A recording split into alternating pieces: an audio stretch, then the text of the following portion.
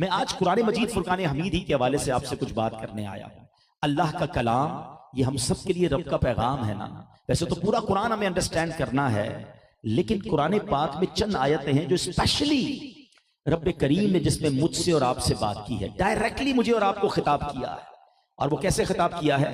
या अय्युहल्लज़ीना आमनू, ओ you believers, ईमान वालों से बात की है। और ये तकरीबन 90 के करीब आयत हैं, मोर अप्रोक्सीमेटली 90 आयत हैं। सवाल यह है कि क्या मैंने अल्लाह का वो पैगाम जो अल्लाह ने कुरान में डायरेक्टली मुझसे बात की है, मैंने पढ़ लिया है?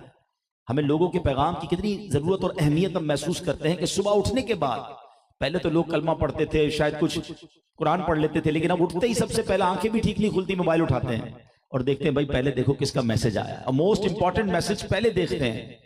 मगर कुरान पाक में अल्लाह ने हमें पैगाम दिया है।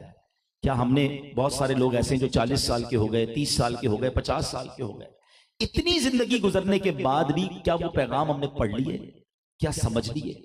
आज मैं कोशिश करूंगा जितना मुझे टाइम मिलेगा 3 से 4 वो आयतें, वैसे तो 90 आयतें हैं, और मैं चाहूंगा कि आज के बयान से ये आप एहसास पैदा करें कि जब 2, 3, 4 आयतों में इतना मैसेज है, तो अगर हम ये सारी आयतें पढ़ लेंगे और इसका मैसेज समझ लेंगे, एटलीस्ट ये सेटिस्फैक्शन तो होगी कि on the day of judgement हम अल्लाह को जवाब दे सकेंगे कि मेरे मौला, कुरान में जो तूने हमसे डायरेक्ट खिताब किया था, हमने उसे पढ़ा भी था, समझा भी था और कुछ ना कुछ अमल करने की कोशिश भी की थी। पहली आयत जो मैं पेश करने जा रहा हूं, जिसमें अल्लाह ने मोमिनों से डायरेक्ट खिताब किया है, और मजे की बात यह कि यह आयत हमारे बच्चे बच्चे को याद है। अल्हम्दुलिल्लाह, यहां भी तकरीबन जितने आशिकान रसूल बैठे हैं सबको याद होगी। क्या शानदार मैसेज है।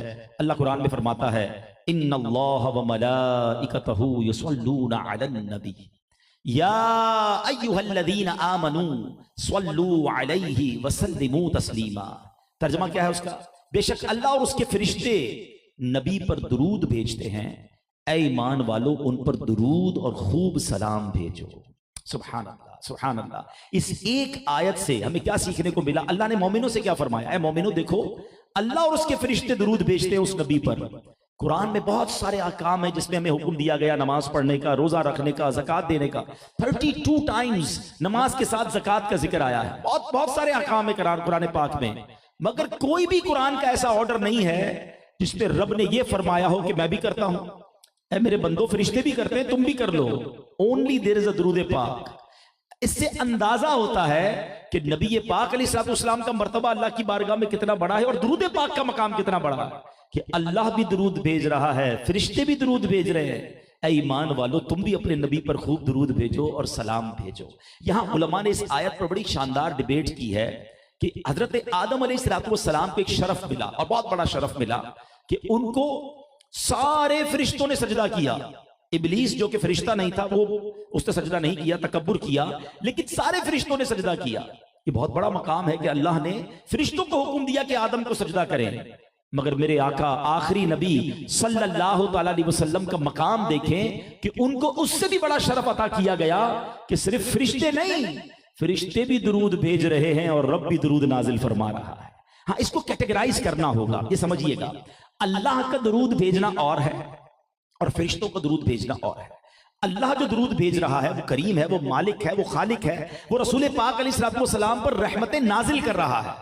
और हम और फरिश्ते जो दुरूद भेजते हैं, एक्चुअली हम बारगाह इलाही में दुआ करते हैं कि अल्लाह हमारे आका और मौला जनाब मुहम्मदुर रसूलुल्लाह सल्लल्लाहु अलैहि वसल्लम पर अपनी रहमतें नाजिल फरमा। हम रिक्वेस्ट कर रहे होते हैं और अल्लाह रहमतें नाजिल फरमा रहा होता है। तो पहली बात ये पता चला कि हजरत आदम को जो शरफ मिला था कि सारे फरिश्तों ने सजदा किया, लेकिन हमारे आका को यह शरफ दिया गया कि फरिश्ते भी दुरूद भेज रहे हैं और रब भी दुरूद भेज रहा है। अच्छा, एक और खूबसूरत बात जो अरबी ग्रामर को थोड़ा सा समझते हैं, यहां एक लफ्ज लाया गया युसल्लून।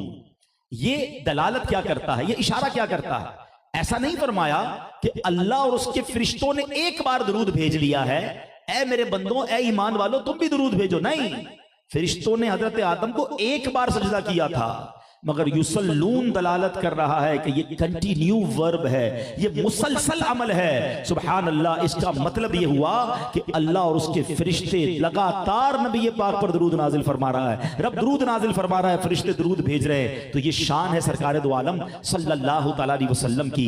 अब हमें क्या करना चाहिए? इस आयत से पता चला कि हमें बाकायदा एक ऑर्डर मिला है कुरान से कुरान ने, अल्लाह ने डायरेक्टली ईमान वालों से फरमाया है कि तुम भी उन पर दुरूद और खूब सलाम भेजो। एक बात रियलाइज कर लीजिएगा कि नबी पाक को हमारे दुरूद की हाजत नहीं है। वहां तो अरबों खरबों सुबह शाम दुरूद पाक भेजे जा रहे हैं। ये एक्चुअली हमें चांस दिया गया है कि तुम भी दुरूद पढ़ लो ताकि तुम्हारी झोली भी भर दी जाए, तुम्हारे बिगड़े काम भी सवर जाएं। और कितनी हदीसें हैं नबी पाक की कि दुरूद पाक की फजीलत पर प्यारे आका ने बयान फरमाया। नबी पाक फरमाते जिसका मजमून है तुम में से क़यामत के दिन मेरे सबसे ज्यादा नजदीक वो होगा कि जो दुनिया में मुझ पर ज्यादा दुरूद पाक पढ़ने वाला होगा। मुझे सच बताओ क़यामत के दिन हमें किसकी सबसे ज्यादा हाजत होगी? क़यामत के दिन को कौन सी हस्ती होगी जो हमारे काम आने वाली होगी? वहां तो बड़ी डिफिकल्टीज हैं, आमाल नामे खोले जाएंगे, पुल सिरात से गुजरना होगा, शदीद गर्मी होगी, पानी की तलब होगी। मगर हर प्रॉब्लम का अगर सॉल्यूशन देखें तो जाते पाक मुस्तफ़ा सल्लल्लाहु तआला अलैहि वसल्लम में नजर आता है, क्योंकि मेरे आका शाफ़ाए रोजे महशर हैं। ठीक है बड़ी गर्मी होगी, मगर बरेली के ताजदार कहते हैं ना कि ठंडा ठंडा मीठा मीठा पीते हम हैं पिलाते ये हैं। ठीक है पुल सिरात से गुजरना होगा, मगर सल्लिम सल्लिम की ढारस से पुल से पार चलाते ये हैं। हमें मालूम है आमाल नामे खुलेंगे और हमें ये भी पता है हम बड़े गुनाहगार हैं, हमारा पर्दा खुल गया तो मारे जाएंगे। मगर सुनो बरेली के ताजदार हमें तसल्ली देते हैं कि अपने कर्म से हम हल्कों का पल्ला भारी बनाते ये हैं। अपनी बनी हम आप बिगाड़े कौन बनाए बनाते ये हैं। रंगे बेरंगों का पर्दा दामन ढक के छुपाते ये हैं। ऐसा नफ्सा नफ्सी का दिन होगा कि माँ बेटे को नहीं पूछेगी, बाप जो है वो किसी को जवाब, एक दूसरे को कोई जवाब नहीं देगा। एक अजब का माहौल होगा, नफ्सा नफ्सी का दौर होगा। मगर सुनो वहां कौन मेहरबा होगा कि माँ जब इकलौते को छोड़े आ आ कह के बुलाते ये है। बाप जहां बेटे से भागे लुत्फ वहां फरमाते ये हैं। तो पता ये चला solution of each and every problem on the day of judgement वो रसूल पाक अलैहिस्सलाम की जात है कि जो नबी पाक के करीब हो जाएगा, जो आका जिस पर नजर रहमत फरमा लेंगे, वो रब से उसकी सिफारिश फरमाएंगे, उसकी शफाअत करवाएंगे और उसे जन्नत में ले जाएंगे। तो अब बताओ ये दुरूद पाक कैसा अमल हो गया कि सरवर कायनात फरमा रहे हैं कि तुम में से क़यामत के दिन मेरे नजदीक वो होगा जिसने दुनिया में कसरत से दुरूद पढ़े होंगे। तो बताओ हमें फजूल बातों से बचकर कितने दुरूद पढ़ने चाहिए। एक इमेजिनेशन आपको दे देता हूं, एक तसव्वुर दे देता हूं कि कभी दुरूद पाक की तस्बीह हाथ में होना तो आंख बंद करना और ये सोचना कि मैं जितने दुरूद पढ़ रहा हूं ना उतना नबी पाक के करीब होता जा रहा हूं। महशर का दिन है, अरबों खरबों लोग हैं, मैं पता नहीं कहां होऊंगा, मेरे आका कहां होंगे, लेकिन मैं दुरूद पढ़ रहा हूं और आका के करीब होता जा रहा हूं। सच बताऊं जब ये इमेजिनेशन आपको मिल जाएगी ना फिर दुरूद पढ़ने का बड़ा जी चाहेगा, फिर आप कसरत से दुरूद पढ़ने वाले बन जाएंगे। और अगर दुनिया में दुरूद पढ़ने वाले बन गए ना, आपके दुख, आपके टेंशन, आपकी बीमारियां, आपकी परेशानियां इंशाअल्लाह दूर हो जाएंगी। कि शायर कहते हैं दुखों ने तुमको जो घेरा हो तो दुरूद पढ़ो, दुखों ने तुमको जो घेरा हो तो दुरूद पढ़ो, जो हाजिरी की तमन्ना हो तो दुरूद पढ़ो। तो हमें कसरत से दुरूद पाक पढ़ने हैं। तो एक कुरान पाक की आयत मैंने आपके सामने पेश कर दी है जिसमें अल्लाह ने मोमिनों से कलाम किया है। आइए चलते हैं दूसरी कुरान पाक की उस आयत में जिसमें अल्लाह ने हमसे, जी हां मुझसे और आपसे क्या बात की है, जरा वो सुनते हैं और उसमें हुक्म क्या है। अल्लाह फरमाता है या अय्युहल्लज़ीना आमनुत्तकुल्लाह वकूनू मअस्सादिकीन। ईमान वालो अल्लाह का दूसरा फरमान सुन लो जो अल्लाह ने तुमसे और मुझसे बात की है। अल्लाह फरमाता है ऐ ईमान वालो अल्लाह से डरो और सच्चों के साथ हो जाओ। ये जरा समझने वाली बात है, सच की अहमियत और सच्चे लोगों की अहमियत कुरान यहां बता रहा है। दोस्त कैसे होने चाहिए, सोहबत और संगत कैसी होनी चाहिए। कुरान क्या कह रहा है, ऐ ईमान वालो अल्लाह से डरो और सच्चों के साथ हो जाओ। अब सच कितना कमाल का काम है और इस्लाम सच की तालीम देता है। हजरत अब्दुल्लाह इब्न मसऊद रज़ियल्लाहु तआला अन्हु से रिवायत है, रसूल अकरम सल्लल्लाहु तआला अलैहि वसल्लम ने इरशाद फरमाया, बेशक सच्चाई भलाई की तरफ हिदायत देती है और भलाई जन्नत की तरफ ले जाती है। आदमी बराबर सच बोलता रहता है यहां तक कि वो सिद्दीक हो जाता है। और सुनो आका फरमाते झूठ बदकारियों की तरफ ले जाता है और बदकारियां जहन्नम में पहुंचाती हैं। और आदमी कंटिन्यू बराबर झूठ बोलता रहता है यहां तक कि वो अल्लाह के नजदीक कज़्ज़ाब लिख दिया जाता है। गौर कीजिए कि मैं और आप अल्लाह की बारगाह में क्या लिखा जाना पसंद करते हैं, कि मैं रब की बारगाह में सिद्दीक सच्चा लिखा जाऊं या इतना झूठ बोलूं कि अल्लाह की बारगाह में ही कज़्ज़ाब लिख दिया जाए। ये झूठ इतना बुरा अमल है कि हदीस पाक में आता है कि जिस मुसलमान जो बंदा एक झूठ बोलता है ना उसके मुंह से इतनी बदबू निकलती है कि फरिश्ता 1 मील दूर हो जाता है। आज लोग कहते हैं यार कारोबार में बरकत नहीं है, सेहत में बरकत नहीं है, घर में टेंशनें बड़ी हैं, ऐसा लगता है कुछ प्रॉब्लम्स हैं। अरे आपने झूठ बोल बोल कर रहमत के फरिश्ते इतने दूर कर दिए हैं, तो किधर से रहमतें नाजिल होंगी। एक तरफ तो हम सच्चे आका के उम्मती, जरा बताइए ना, सबको पता है मेरे आका ने 40 साल की उम्र तक ऐलान नबूवत तो नहीं फरमाया था ना, मक्के के लोगों को अपना किरदार पेश किया था और उसके बाद एक ऐलान किया था कोहे सफा की पहाड़ी पर, ऐ मक्के वाले बताओ मैं कौन हूं। कितना कमाल का सवाल था, मगर रिप्लाई क्या था, आप सादिक हैं, आप अमीन हैं। जो बुतों की पूजा करने वाले थे, जो अल्लाह को एक नहीं मानते थे, मगर नबी पाक का किरदार देखकर उन्होंने क्या कहा था, आप सादिक हैं, आप अमीन हैं। अच्छा मजे की बात देखो, नबी पाक ने जब ऐलान नबूवत किया ये लोग खिलाफ हो गए, जान के प्यासे हो गए, मगर अमानतें फिर भी नबी पाक के पास रखवाते थे। आपको वो याद होगी ना हिजरत की रात, जब नबी पाक कुफ्फारे मक्का के जुल्म सितम से तंग आकर सहाबा को हिजरत का हुक्म दे चुके थे, और जब खुद नबी पाक मक्के जा रहे हैं तो क्या फरमाया था मौला अली से, ए अली मेरे बिस्तर पर आराम कर लेना, और जो लोगों की अमानतें हमारे पास हैं वो वापस लौटाकर मदीने आना। अल्लाह अकबर, आका की जान के प्यासे भी हैं, मगर ये मानते थे हैं सच्चे, हैं अमानतदार। अरे कुरान कह रहा है, ऐ ईमान वालों सच्चों के साथ हो जाओ। आज मैं और आप सोचें कि पहले मैं सच्चा हूं कि नहीं, मैं सच बोलता हूं कि नहीं, और फिर मेरे दोस्त, मेरी गैदरिंग्स, मेरा उठना बैठना वो किन के साथ है। खुदारा झूठ को आम ना समझें। प्रॉब्लम यह है कि पहले के लोग कभी कभी झूठ बोलते थे, और अब तो ऐसा लगता है कोई कभी कभी सच बोलता है। जब देखो झूठी बोलना है, मजाक में भी झूठ बोलना है, तफरी में भी झूठ बोलना है, खामाखाई भी झूठ बोलना है, क्योंकि उसके कॉन्सिक्वेंसेस ही नहीं पता।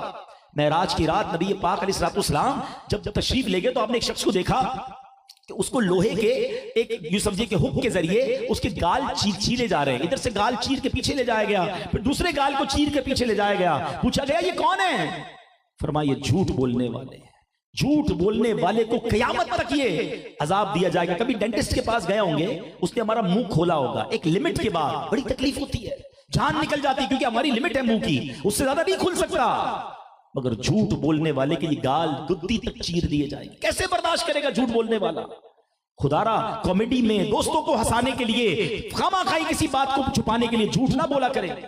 ये सख्त अल्लाह के अजाब को दावत देने वाली बात है। मुसलमान सच्चा होता है, सच्ची बात सिखाते ये हैं, सीधी राह चलाते ये हैं। अरे सच्चे आका का उम्मती कैसे झूठ बोल सकता है। आओ रमजान में कुरान का ये पैगाम ले जाओ कि कुछ भी हो जाए, यकीनन कभी कभी सच बोलने से आजमाइश थोड़ी देर के लिए आती है। क्योंकि आप जब किसी जगह नौकरी करने वाले हैं, भाई लेट क्यों हो गए, वो ट्रैफिक में फंस गया, झूठ बोल दिया, जान छोड़ा दी। अच्छा छुट्टी क्यों की थी, वो नानी का इंतकाल हो गया था। अच्छा जो झूठ बोलेगा ना उसको हमेशा याद रखना पड़ेगा मैंने क्या क्या झूठ बोला है। बेचारा रहता गरीब इलाके में होगा, कहाँ रहते हो, डिफेंस में रहता हूँ, अब उसको याद रखना पड़ेगा मैंने इसको डिफेंस का एड्रेस बताया हुआ है। अच्छा कारोबार क्या करते हो, मेरी तो 2 फैक्ट्रियां हैं, मेरा यूरोप में भी काम है, अब ये भी याद रखना पड़ेगा इसको कौन सी फैक्ट्री बताई थी, कौन सा मुल्क बताया था, क्योंकि झूठ तो अब याद रखकर परेशान रहना पड़ेगा। सच्चे को कोई टेंशन नहीं होती, जो सच होता है वो बता रहा होता है। तो झूठा ऑलवेज आपको मुस्तरिब नजर आएगा, कंफ्यूज नजर आएगा, परेशान नजर आएगा, और सच्चा बड़ा पुरसुकून नजर आएगा। सच्चे के चेहरे पे नूर होता है। तो प्लीज अपनी जिंदगी का एक उसूल बना ले, किसी भी सूरत में मैंने झूठ नहीं बोलना, और ये शदीद गुनाहों में से गुनाह है। यहां एक और बात, अभी मैं जब आ रहा था तो मुझे हमजा भाई ने एक टॉपिक कहा, और इत्तेफाकन मेरा ये टॉपिक भी था कि एक तो झूठ है, मगर उससे बड़ा झूठ पता क्या है, वो बहतान है। कि आप किसी बंदे पर वो बात लगा रहे हैं, वो इल्जाम लगा रहे हैं कि उसने किया ही नहीं है। अब बहतान तो अजब और सख्त गुनाह है कि फला ये करता है, फला वो करता है, फला में मैंने ये देखा है, हालांकि उसके अंदर वो चीज ही नहीं है। हालांकि अगर कोई ऐब है भी तो आपको किसने कहा बताने को, मुसलमान के ऐब तो छुपाने का हुक्म है। मगर यहां तो जनाब लोगों को मौका चाहिए, किसी तरीके से किसी का कोई ऐप पता चले, अरे अच्छा उसने ये किया, उसकी बेटी ने, उसके बेटे ने ये किया, फौरन मैसेज चलाते हैं, फौरन कॉल करते हैं, पता चला उसने ये किया है। अल्लाह के बंदो एक बात याद रखना, अगर तुम किसी का ऐप खोलोगे ना तो एक दिन आएगा तुम्हारे ऐप भी खोल दिए जाएंगे, और हमारे ऐप भी बहुत ज्यादा है। मेरा रब जो जानता है, अगर वो सबको पता चल जाए तो मेरा बनेगा क्या। और हम तो दुआ करते हैं अल्लाह से, अल्लाह दुनिया में भी हमारे ऐप छुपाए रखे और आखिरत में भी हमारे ऐप छुपाए रखे। तो है मेरे प्यारे इस्लामी भाई, झूठ से भी बचे और बहतान से तो बिल्कुल दूर रहे। आपको कोई कहता है कि फला ने ये किया, हमें गीबत नहीं सुननी है, हम किसी मुसलमान की बुराई क्यों सुनते हैं? और सुनी सुनाई बात को आगे बढ़ाने वाला अहदीस में यह मजमून मिलता है कि किसी मुसलमान के लिए झूठे होने के लिए यह बात काफी है कि वो सुनी सुनाई बात को आगे बढ़ा दे। फौरन कोई खबर आई, कोई अखबार का तराशा आया, कोई SMS आया और जनाब फौरन बात आगे बढ़ा दी कि जनाब ये हो गया। नहीं मेरे प्यारे इस्लामी भाइयों, हमें कुरान कह रहा है सच्चों के साथ हो जाओ। अच्छा, यहाँ एक और दर्स भी मिल रहा है, और वो दर्स क्या है कि हमारी सोहबत क्या होनी चाहिए। आपको पता है अहदीस में ये मजमून मिलता है कि हजरत उमर फारूक रज़ियल्लाहु तआला अन्हु फरमाते हैं, पहले हदीस सुन लें। नबी पाक ने फरमाया आदमी अपने दोस्त के दीन पर होता है तो उसे देखना चाहिए वो किससे दोस्ती कर रहा है। अब चेक कर ले कि हमारे दोस्त कौन हैं। एक और बड़ा प्यारा कॉल है कि दोस्त वो होता है जिसे देखकर खुदा याद आ जाए। जरा गौर करें, ऐसा कोई दोस्त है जिसको देखकर हमें खुदा याद आता है? हमारे तो कई दोस्त ऐसे जिसको देखकर सिनेमा याद आता है, कोई ना कोई बुरी चीज ही याद आ रही होती है। अच्छा, हम जरा नमाजी बन जाए तो मजाक उड़ा लेते हैं, क्या हो गया, खैरियत तो जुम्मा पढ़ते थे, ठीक है, ये क्या 5 वक्त टोपी ओपी लगा ली है। ऐसे दोस्त हैं कि जो नेकी की तरफ जाए तो हमें रोक रहे, वो दोस्त ठीक नहीं है।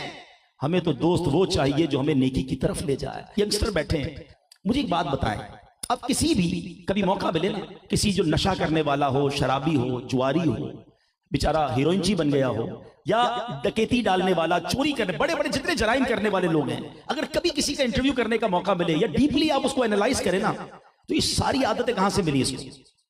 अगर आप गौर से देखेंगे तो ये दोस्तों से मिलती हैं। कभी भी घर वाले नशे की आदत नहीं डालते, किसी के माँ बाप प्लान नहीं करते चलो बेटा तुमको चोरी सिखाते हैं। ये सारी बुरी आदतें, जितनी बुरी आदतें हैं, ये कहां से मिलती हैं? ये सोहबत से मिलती है। ये उन लोगों के लिए पैगाम है जो यंगस्टर कहते हैं नहीं जनाब मैं शराब नहीं पीता, दोस्त पीते, मैं तो कंपनी दे रहा होता हूं, मैं थोड़ी पीता हूं, मैं जुआ नहीं खेलता जनाब, वो दोस्त खेल रहे होते हैं, मैं सिर्फ बैठा होता हूं, मैं कहां नशा करता हूं, मैं तो सिर्फ उन्हें कंपनी देता हूं। ये बहुत बुरी आदत है। आप उनको कंपनी दे रहे हैं जिन पर अल्लाह की लानत बरस रही है।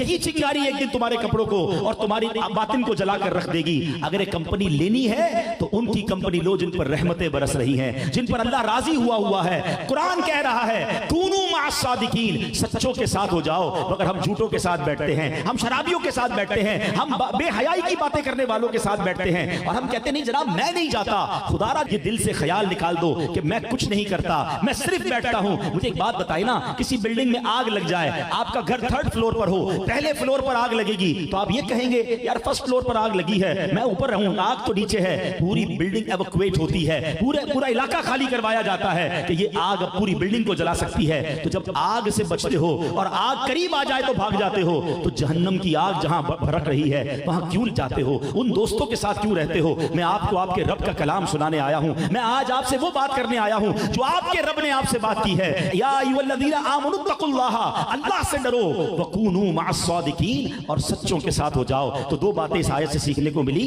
कि सच बोलना है, सच्चा अल्लाह का पसंदीदा बंदा है, और दोस्ती अच्छों से रखनी है। पंजाबी शेर सुना देता हूं, क्या शानदार मिसाल दी है हमारे बुजुर्गों ने। फरमाया भले बंदे दी सोहबत यारों, जिवें दुकान अतारा, सौदा भावे मुल्ले न लइए, हुल्ले आन हजारा। कहते हैं अच्छे बंदे की सोहबत ऐसी है जैसे परफ्यूम की, इत्र की दुकान। जब इत्र की दुकान पे जाते हैं, परफ्यूम शॉप पे जाते हैं, तो क्या होता है, पैसे खर्च करे ना करे, कुछ ना कुछ खुशबू फ्री में आ रही होती है, बल्कि थोड़ा बहुत तो वो सैंपल भी लगा देता है, घर आकर भी खुशबू आ रही होती है। कितनी प्यारी शॉप पे गया था, फ्री में खुशबू मिल गई। ये है अच्छे बंदे की सोहबत। और बुरे बंदे दी सोहबत यारों, जिवें दुकान लोहारा, कपड़े पावे कुंज कुंज पाइये, चिंगा पहन हजारा। कहते हैं बुरे बंदे की सोहबत ऐसी है जैसे लोहार की दुकान। जब भी लोहार की दुकान पे जाए ना, जब वेल्डिंग का काम हो, ये चिंगारियां उड़ रही होती हैं, कहते जितने भी कपड़े बचा लें, कभी ना कभी कोई चिंगारी तुम्हारे कपड़े में सुराख कर देती है। बंदा घर आता है, कहता है यार ये सुराख कैसे हुआ? हाँ वहां गया था जब वेल्डिंग हो रही थी, जहां चिंगारियां उड़ रही थी, मेरे कपड़ों पर इसने सुराख कर दिया। ऐसा ही बुरी सोहबत है कि तुम उनके करीब बैठोगे, वो तुम्हारे अमल की चादर में सुराख कर देगी, वो तुम्हारी रूहानियत की चादर में सुराख कर देगी, वो तुम्हें अल्लाह से दूर कर देगी सोहबत। तो आज कुरान का ये पैगाम लेकर जाइए। मुझे एक तकलीफ है, मैं कैफियत से गुजर रहा हूं और मैं चाहता हूं उससे आपको शेयर करूं। ये रौनकें देखकर, ये मस्जिद की बहारें देखकर, ये दरसे कुरान देखकर, ये तरावी देखकर, एक तरफ तो दिल बड़ा खुश होता है कि अल्लाह के बंदों को अल्लाह से कितना प्यार बढ़ गया है, मगर साथ साथ एक कसक भी उठती है कि ये रौनकें रमजान के बाद कहां चली जाती हैं? ये बंदे अल्लाह से रमजान के बाद क्यों दूर हो जाते हैं? क्योंकि हमने सोहबतें अच्छी नहीं रखी। Please try to change your company in month of Ramzan. इस महीने में कुछ तय कर लो कि मैं सिर्फ रमजान के लिए अल्लाह का बंदा नहीं हूं, मैं रमजान के बाद भी अल्लाह का बंदा हूं, मैं रमजान में भी रहमान का बंदा हूं, मैं रमजान के बाद भी रहमान का बंदा रहूंगा। हम शैतान की बातों में क्यों आ जाते हैं? अगर इसको लॉजिकली समझे ना तो रमजान एक्चुअली नेट प्रैक्टिस है। रमजान में मेरी और आपकी पूरा महीना शैतान को बंद करके एक प्रैक्टिस करवाई जा रही है कि देखो शैतान बंद हो गया है, इबादत कर लो। हम इबादत कर रहे हैं। प्रैक्टिस हमेशा मुकाबले के लिए होती है, फाइनल मैच बाद में होता है, पहले प्रैक्टिस होती है। कमाल यह है कि सारा महीना प्रैक्टिस करते हैं और ऐसा लगता है पहली गेंद पर ही आउट हो जाते हैं। जैसे ही चांद नजर आता है मस्जिदें वीरान हो जाती हैं, जैसे ही ईद का चांद नजर आता है लोग नमाजों से दूर हो जाते हैं। मैं एक चोट करने वाला जुमला कह रहा हूं, जरा दिल से सुनना। हम कहते नहीं हैं लेकिन अनडेलिबरेटली क्या ये मैसेज नहीं दे रहे? क्या शैतान जब तक तू बंद था तब तक तो हम अल्लाह के बंदे थे, तब तक तो हम नमाजी थे। अब तू आजाद हो गया ना, अब हमने तेरी माननी है, अब हमारा मस्जिदों से क्या काम। अब गौर करिए कितना सीरियस मैसेज है। क्या ऐसा नहीं होता? रमजान में मगरिब की नमाज में मस्जिद फुल होती है और ऐलान हो जाए इशा से पहले कि चांद नजर आ गया है। क्या इशा में लोग आते उतने? क्यों? क्या नमाज सिर्फ रमजान में फर्ज है?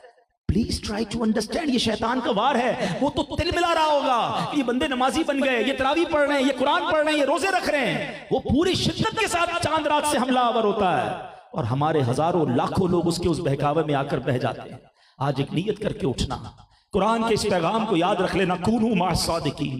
अच्छे बंदों की सोबत अपना लो कि चाहे रमजान चला जाए, मैंने मस्जिद से नहीं जाना, मैंने नमाजों से नहीं जाना, मैंने अल्लाह की रहमत का दामन अब सारी जिंदगी के लिए थामा है, मैं रहमान का बंदा सारी जिंदगी के लिए हूं। फिर देखो करीम कैसी रहमत फरमाता है, फिर देखो तुम्हारी मुश्किलें कैसे आसान होती हैं। अब कुरान की एक और आयत, और मेरे बयान का जो मकसद था, जो मैंने शुरू में आपको इन्फसाइज किया था कि ये 90 आयतें हैं। आज तो बयान में 3 आयतें सुना रहा हूं ना। अगर आप बताएं हर आयत से सीखने को मिल रहा है ना, कितना मैसेज है इसमें। और ये मैं ना भी बताऊं, ये हम पर लाजिम है सीखना ना।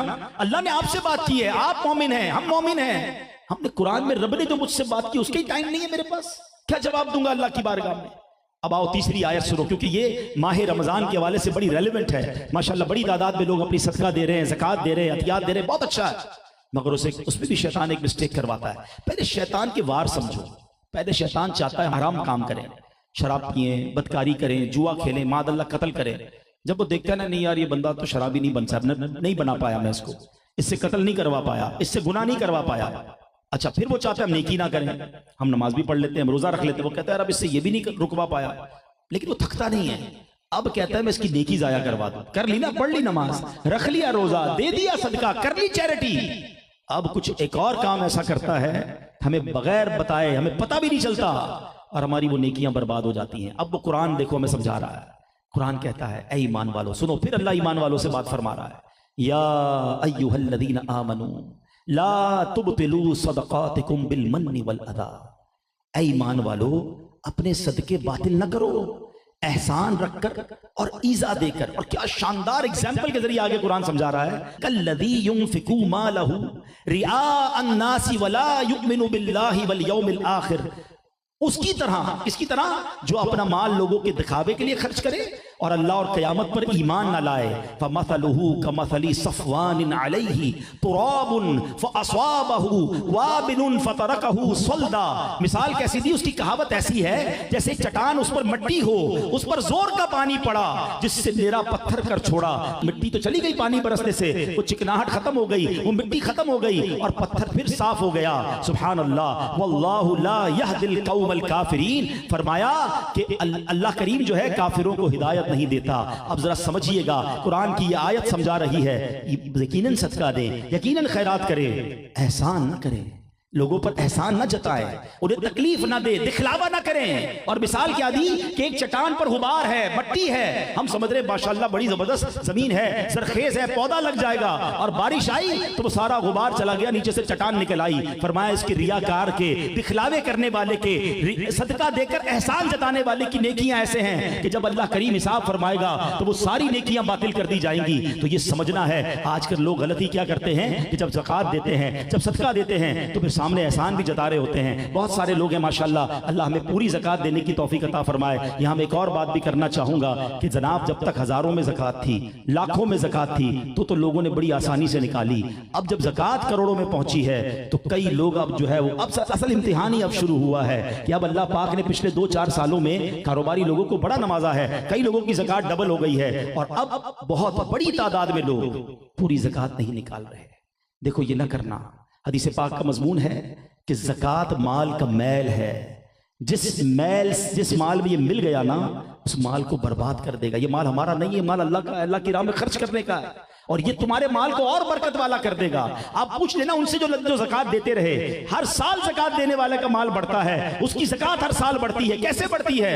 क्योंकि वो अल्लाह की राह में खर्च कर रहा है, अल्लाह उसे इंक्रीज फरमा देता है। तो कभी भी ज़कात को पहले तो बोझ मत समझना, बल्कि सच्ची बात यह है कि जब भी अल्लाह की राह में खर्च करो, जब भी ज़कात दो, अल्लाह का शुक्र अदा करना कि मेरे मालिक तूने देने वाला बनाया, तूने मांगने वाला नहीं बनाया। आज मैं किसी को ज़कात दे रहा हूं, हो सकता है मैं भी किसी के दरवाजे पर खड़ा होता कि जनाब बच्चों के लिए खाने के लिए पैसे नहीं, माँ के इलाज के लिए पैसे नहीं, मेरी बहन की शादी है जहेज के लिए पैसे नहीं। अल्लाह ने मुझे, मेरा क्या कमाल था कि मुझे देने वाला बना दिया, तो इसमें तो कोई मेरा कमाल ही नहीं है। ज़कात देकर बंदा सजदा शुक्र भी अदा करे, अल्लाह तेरी रहमत, तेरी मेहरबानी, तूने देने वाला बनाया। तो पहली बात, हमेशा अल्लाह का एहसान मानना, ज़कात देते वक्त बोझ फील ना करना और खुश दिली से अल्लाह की राह में खर्च किया करो। और दूसरी बात, जब भी खर्च करें अपना कोई कमाल ना समझे, उस पर एहसान ना जताएं। याद है ना, मैंने कर्जा दिया था, भूल तो नहीं किया, तेरे बच्ची की शादी करवाई थी, चप्पल पहनकर आया था मेरे पास, मैंने नौकरी लगा दी थी, आज तेरा कारोबार इधर पहुंच गया।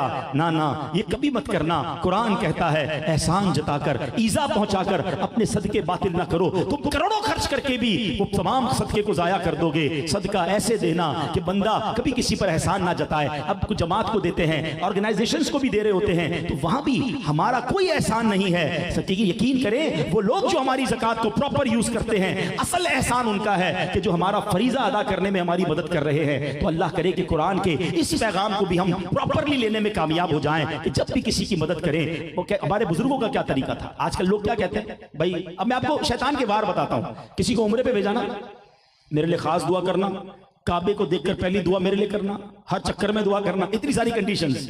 अरे अल्लाह के बंदे छोड़ दो इसको, है वो तुम्हारे लिए दुआ ना भी करे ना, अगर आप भेज रहे हैं तो हर कदम पर सवाब आपको मिल रहा है। आप क्यों कंडीशंस लगा रहे हैं? हजरत उम्मे सलमा रज़ी अल्लाह ताला अन्हा उम्मुल मोमिनीन हैं, अपने गुलाम को भेजा कि जाओ जाकर सदका देना, और जिसको सदका देना ना उसको हमारे लिए कुछ और दुआ के लिए मत कहना, और अगर वो कोई दुआ कर दे तो नोट करके आना। तो गुलाम गया और जाके उसने सदका दिया, तो उस फकीर ने हाथ उठाकर दुआ दी कि या अल्लाह सदका देने वाले को ये भी अता फरमा, ये भी अता फरमा। गुलाम वापस आया और आकर कहा कि माँ जी उसने आपको ये दुआएं दी हैं। आपने हाथ उठाया, आपने एग्जैक्टली वो दुआएं फकीर के लिए की। आपने फरमाया दुआ का बदला दुआ हो जाए, सदके का सवाब तो अल्लाह से लेंगे। लुक एट द वे, भाई मुझे क्यों चाहिए इससे मदद? मैं क्यों अपनी पजीराई चाहता हूं कि ये मेरा शुक्रिया अदा करे, मैंने इसको घर दिलाया है? बंदा कहता है यार इसको मैंने एहसान किया था, मुझे सलाम भी नहीं लिया, मुझे दावत में मिला, उसने मुझे झुककर बात भी नहीं की, भूल एहसान फरामोश है। इसका मतलब क्या हुआ कि आपके दिल में ये ख्याल है कि मैंने इसकी मदद की थी, ये मुझे सलाम करे, मैंने इसका ख्याल किया था, इसको मुझे दावत देनी चाहिए। अरे भूल जाओ, मैंने दिया वो रब का माल था, चला गया, मुझे अजर अल्लाह से लेना है। अरे अगर बंदों से अजर मांगोगे तो कयामत के दिन कहीं खाली हाथ ना हो जाओ। तो है मेरे प्यारे इस्लामी भाइयों, अल्लाह करे मेरा ये बयान वो लोग भी सुने जो ज़कात देने को बोझ समझ रहे हैं, जो ज़कात देने में सुस्ती कर रहे हैं। कभी सुस्ती ना करना। मेरी एक छोटी सी कैलकुलेशन है, maybe I am wrong, लेकिन मैंने बहुत गौर किया इस पर। हजरत उमर बिन अब्दुल अजीज रज़ी अल्लाह तआला का एक दौर था कि जब लोग ज़कात लेकर निकलते थे मगर ज़कात लेने वाला कोई नहीं होता था। मुसलमानों पर ऐसा शानदार दौर आया था। मैं समझता हूं आज भी पाकिस्तान में यह दौर आ चुका है कि अगर सारे पाकिस्तानी जो साहिबे सरबत हैं अपनी पूरी ज़कात दे दें तो शायद पाकिस्तान में एक गरीब भी बाकी नहीं बचेगा। अल्लाह ने लोगों को बड़ा नवाजा है, प्रॉपर्टी के रेट बढ़ गए, गोल्ड के रेट बढ़ गए, अल्लाह ने बिजनेस में बहुत तरक्कियां दी, फसलें हमारी कितनी उगती हैं। अरे हमारा मुल्क तो ज़रई मुल्क है, अगर हर किसान हर जमींदार अपना उशर अदा करे, हर ताजिर अपनी ज़कात अदा करे, मैं नहीं समझता कि कोई गरीब पाकिस्तान में बाकी बचेगा। प्रॉब्लम यह है कि इतना अहम फरीजा जिसको पिलर ऑफ इस्लाम कहा गया, हम बचपन से सुनते आए हैं। इस्लाम के 5 पिलर हैं, इस्लाम के 5 अरकान हैं, उसमें नमाज, रोजा, हज, ज़कात और ईमान लाना। अब जब ये 5 पिलर हैं जनाब, ज़कात देने वाले आहिस्ता आहिस्ता जनाब कम होते जा रहे हैं। मैं चाहता हूं इस अवेयरनेस पर बात हो, इस पैगाम को दुनिया भर में पहुंचाया जाए कि कभी इससे हाथ मत रोकना, बर्बाद हो जाओगे। हदीस में ये मजमून मिलता है, ज़कात देकर अपने माल को मजबूत कलहों में कैद कर लो, वो माल आपका सिक्योर, आपका पूरा माल सिक्योर हो जाता है। जब आप ज़कात अदा करते हैं तो आप ज़कात किसको देनी है? सबसे पहले गुजारिश करूंगा अपने गरीब रिश्तेदारों को, अपने आसपास के लोगों को देखें जो आपके करीब हैं, और अगर ज़कात के मुस्तहिक हैं तो आप उनको अपनी ज़कात दें। हाँ, चेक जरूर कर लें। कुछ लोग करीबी रिश्तेदार समझकर ज़कात तो दे देते हैं मगर बाज़ औक़ात को ज़कात के मुस्तहिक नहीं होते। शरई मसला समझ लीजिए, आपके ऊपर 2 फर्ज हैं, प्रॉपर ज़कात कैलकुलेट करके निकालना, ये भी आपकी जिम्मेदारी है, और मुस्तहिक तक पहुंचाना, ये भी आपकी जिम्मेदारी है। आपने ज़कात तो कैलकुलेट कर ली मगर अगर डिस्ट्रीब्यूट ठीक नहीं की तो भी ज़कात अदा नहीं होगी। तो आप यकीनन, शरीयत बताती है कि पहले अपने करीब के गरीब रिश्तेदारों को दें, और उसके बाद मेरी गुजारिश है कि आशिकाने रसूल की तहरीक दावत इस्लामी जो कितना बड़ा दीन का काम कर रही है उसको अपनी ज़कात में जरूर हिस्सा दें, ताकि जो दीन का काम पूरी दुनिया में हो रहा है उसमें हमारा हिस्सा हो जाए।